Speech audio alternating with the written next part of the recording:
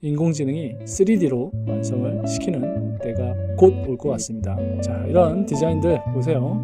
인공지능에 의해서 생성된 아이디어입니다. 자, 이런 거 보십시오. 대단하지 않습니까? 자하 하디드의 디자인 작업이었습니다. 1990년도 초반부터요, 이런 식으로 종이를 막 구겨 놓는 겁니다. 이런 식으로 건축물이 완성이 되는 겁니다. 프롬프트예요. 프랭크 게리라고 임명을 합니다. 정말 멋진 건축물입니다. 자, 이 건물 외부에서 찍은 영상이고요. 지금 홀로코스트라고 하는 이 부분은 산티아고 칼라트라바 건축가의 스타일대로 이런 식으로 완성이 되는 겁니다. 안녕하세요, 오후 5시입니다. 좋아요, 구독 부탁드립니다. 이번 시간에는요, 건축 이야기를 좀 해보려고 하는데요. 여러분들 자하 하디드라고 아십니까?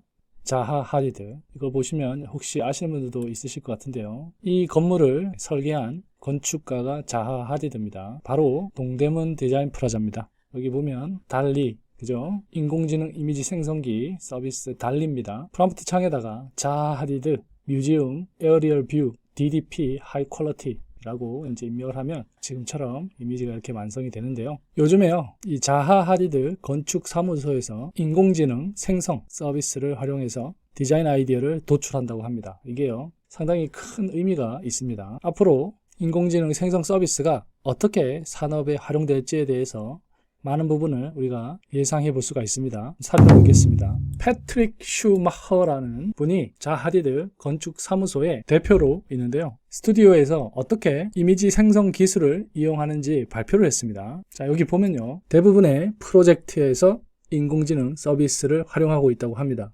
그러니까 모든 프로젝트를 사용하는 건 아니지만요, 대부분의 프로젝트에서 활용하고 있다고 합니다. 이걸 왜 쓰냐면요, 자, 아이디어를 얻기 위함인데요. 재밌는 아이디어입니다. 우리가 보통 건축 디자인을 하게 되면요, 처음에 스케치 작업을 이 클라이언트, 고객한테 보여주게 되는데요. 일종의 아이디어 스케치입니다. 그런데요, 인공지능 이미지를 생성해서 그것을 보여준다고 합니다. 당연히 그럴 수 있죠. 그러니까 디자인 초기 단계에 컴퓨터를 우리가 활용하는 것이 과거에는 쉽지 않았습니다. 그러다 보니까 컴퓨터를 쓰는 목적은요, 디자인이 다 된 결과물을 이쁘게 시뮬레이션 하기 위한 용도였다고 할 수가 있습니다. 하지만요, 이제는 디자인 초기 단계에 컴퓨터가 활용된다는 겁니다. 인공지능 생성 기술을 활용해서요. 자, 이 부분이 정말 커다란 패러다임의 전환이다, 저는 그렇게 생각합니다. 자, 여기 보면요, 인공지능이 생성한 이미지를 고객한테 보여주면서요, 이런저런 아이디어를 발전시키는데요. 우리가 건축에서는요,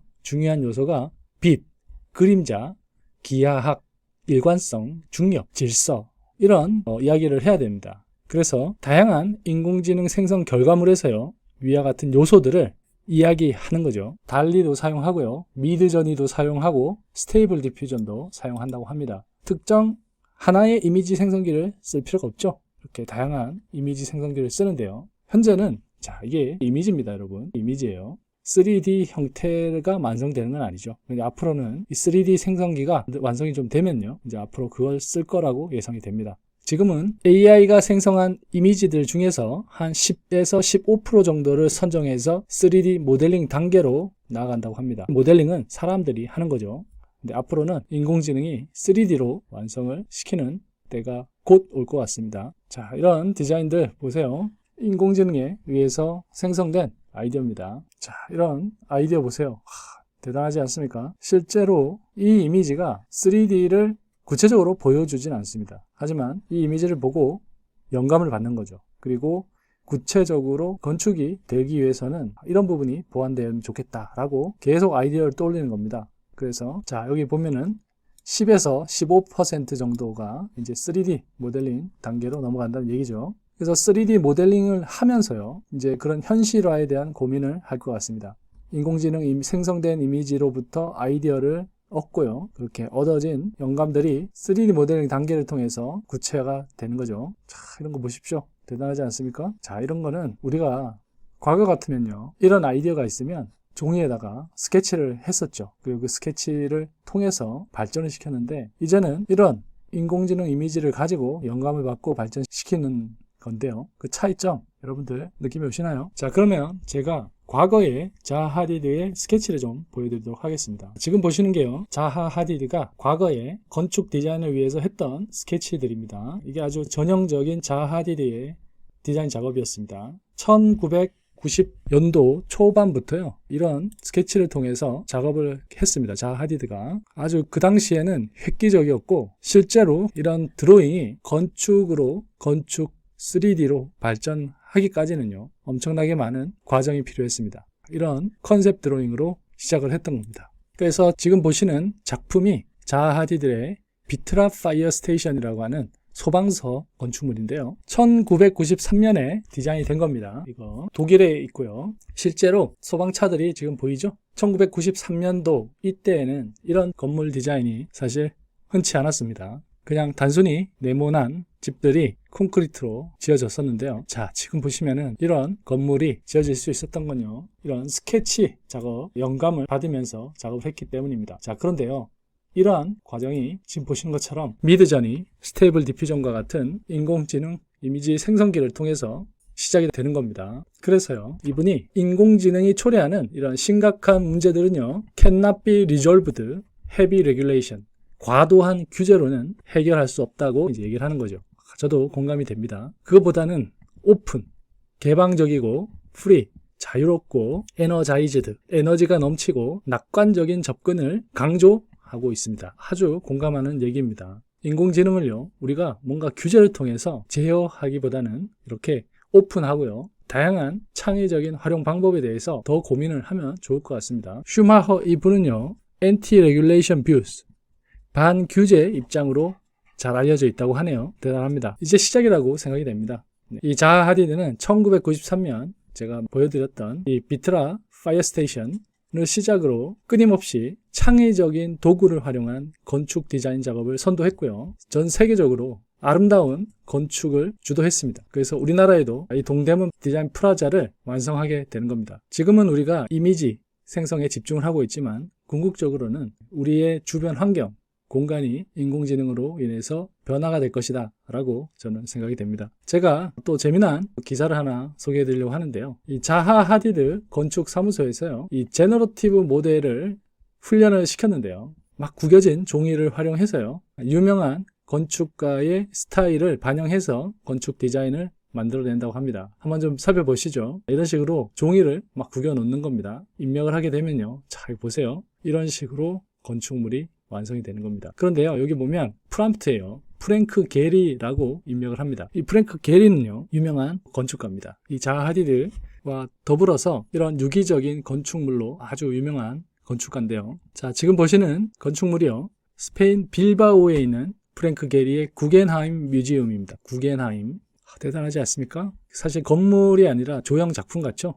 사실 조형 작품 맞습니다. 건물이 내부 공간을 활용해서 기능을 창출하는 것도 있지만, 지금처럼요, 이 외부 조형을 활용해서 이 주변의 환경을 아름답게 만드는 그런 커다란 역할도 할 수가 있습니다. 우리나라 동대문 디자인 프라자는 사실 이제 그런 역할을 하기에는 조금 부족한 면이 있는데요. 이런 물 위에 하나의 조각 작품처럼 이 구겐하임 뮤지엄, 이게 있음으로 인해서 엄청나게 많은 관광객들이 이 빌바오에 가게 됩니다. 자, 그런데요, 이 프랭크 게리, 조금 전에 보여드렸던 건축가의 스타일을 반영해서요, 이렇게 건축물이 완성이 되는 겁니다. 종이를 구겨서 이렇게 입력을 하게 되면 이런 결과물이 나온다는 겁니다. 같은 건가요? 네, 같은 이미지를 입력을 하는데 또 다른 스타일, 다니엘 리베스킨트라는 프롬프트를 넣게 되면 자동으로 디자인이 되는 겁니다. 다니엘 리베스킨트, 이분도 아주 유명한 건축가입니다. 지금 보시는 건축가 다니엘 리베스킨트고요. 아주 유명한 건축물로는요, 독일 베를린에 있는 주이스 뮤지엄, 유대인 박물관이죠. 이 건물도 아주 유명합니다. 자, 이 건물 기하학적으로 아름다운 창이 이렇게 나 있는데요, 이 건물 내부에서 이 창으로 들어오는 빛, 그리고 지금과 같은 멋진 건축 형태를 띠고 있습니다. 건물 내부에는요, 자, 이런 식으로 연출이 되어 있는 거예요. 한번 볼까요? 자, 이게 다니엘 리베스킨트의 뮤지엄 건물 평면도입니다. 지금 이 이미지 정말 멋진 건축물입니다. 자, 이 건물 외부에서 찍은 영상이고요. 내부로 들어가면 이런 식으로요, 조명 설계가 되어 있습니다. 지금 홀로코스트라고 하는 이 부분 지금 들어가면서 보는데요, 대단하지 않습니까? 유대인들의 아픔을 추모하기 위해서 만든 공간이고요. 그리고 내부에는 이런 식으로 추모 공간에 맞게 조명이 디자인이 잘 되어 있습니다. 자, 그런데요. 이게 바로 가능해지는 이유가요. 다니엘 리베스킨트 스타일을 프롬프트에 넣으면요. 이런 식으로 공간이 완성이 되는 겁니다. 자, 이건 또 다른 종이 구김 형태죠. 네, 구겨진 종이 형태를 이렇게 입력을 하게 되면요. 이런 스타일로 완성이 되고요. 이런 산티아고 칼라트라바 건축가의 스타일대로 이런 식으로 완성이 되는 겁니다. 이것도요. OMA라고 하는 건축 그룹의 스타일대로 이렇게 완성이 되는 겁니다. 대단합니다. 자, 이런 거 보면요. 우리가 인공지능 생성 단순히 이미지, 텍스트에만 머무르지 않고요. 건축 디자인에 이렇게 적용이 될 수 있고 스타일의 이슈, 아주 유명한 건축가들의 스타일을 반영해서 이런 식으로 자동으로 생성이 되는 시대가 됐습니다. 우리가 건축 관련해서 제가 말씀을 드리긴 했지만 이게요. 옷, 그죠? 그리고 가구, 퍼니처, 또 자동차처럼 다양한 디자인 분야에 적용이 가능합니다. 그리고 우리 생활에 사용이 되겠죠. 자, 여러분들 앞으로 관련 산업들이 많이 변화가 될 것 같습니다. 오후 5시에서도요. 이런 부분 재밌는 디자인 사례들을 찾아서 여러분들께 소개해 드리도록 하겠습니다. 감사합니다.